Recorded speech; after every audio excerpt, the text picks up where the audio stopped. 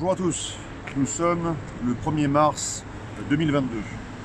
Aujourd'hui, j'enregistre cette vidéo pour envoyer un avertissement aux Français, mais surtout un avertissement au gouvernement français, qui est en train de tenir des propos absolument irresponsables et qui mettent en danger l'intégrité du territoire français, l'intégrité du peuple français, l'intégrité de toutes nos intégrités physiques.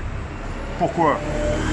Je rappelle qu'il y a plusieurs jours, la Russie a envahi l'Ukraine dans un acte de guerre.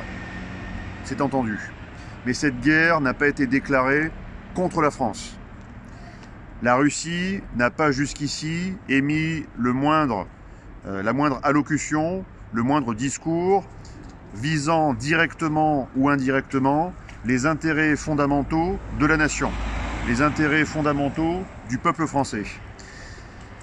Or, aujourd'hui, M. Bruno Le Maire, ancien conseiller de Dominique de Villepin, quand le même Dominique de Villepin, sous Jacques Chirac, avait en 2003 dénoncé la guerre en Irak menée de façon unilatérale par les Américains, et le président Chirac avait très courageusement défendu le droit international et avait défendu l'indépendance française, M. Bruno Le Maire, qui était donc jadis le conseiller de Villepin, donc qui a tout vu de cette époque, a, je pense, copieusement oublié ce qu'était l'indépendance française et le concept gaullien moderne d'indépendance pour la France, d'indépendance stratégique. Monsieur le maire a émis une allocution, un message qui promet ni plus ni moins qu'un embargo sur les intérêts russes. Qu'est-ce qu'un embargo? Dans la terminologie militaire, c'est un acte de guerre. L'embargo, le blocus sont des actes économiques et financiers visant à contraindre par la force un belligérant pour l'asphyxier progressivement et l'empêcher d'avoir les moyens de se battre, ni plus ni moins. Donc ce qu'est en train de faire M. Bruno Le Maire ce matin est une démarche qui est absolument suicidaire, je dis bien suicidaire, belligérante, belligène, et M. Le Maire n'a pas à embarquer l'essentiel du peuple français dans cette démarche.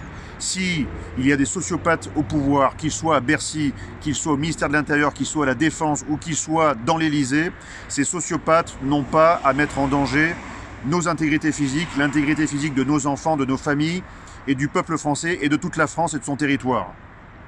Donc, nous le disons, nous qui faisons partie du peuple, nous refusons cette démarche et nous lançons aussi un avertissement au gouvernement. Même si vous, demain, vous reportez les élections, même si vous truquez les élections, nous ferons en sorte de vous stopper.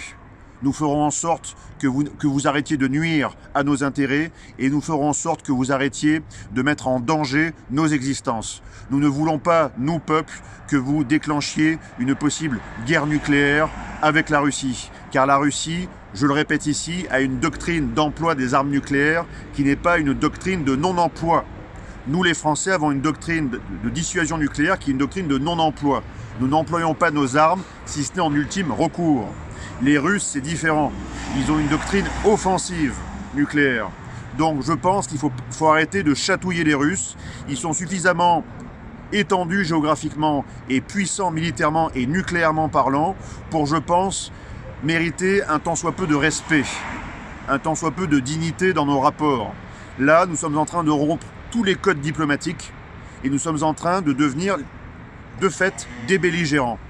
Et ça, il faut d'abord demander au peuple français s'il souhaite ou non faire la guerre. Mais je doute qu'il le souhaite.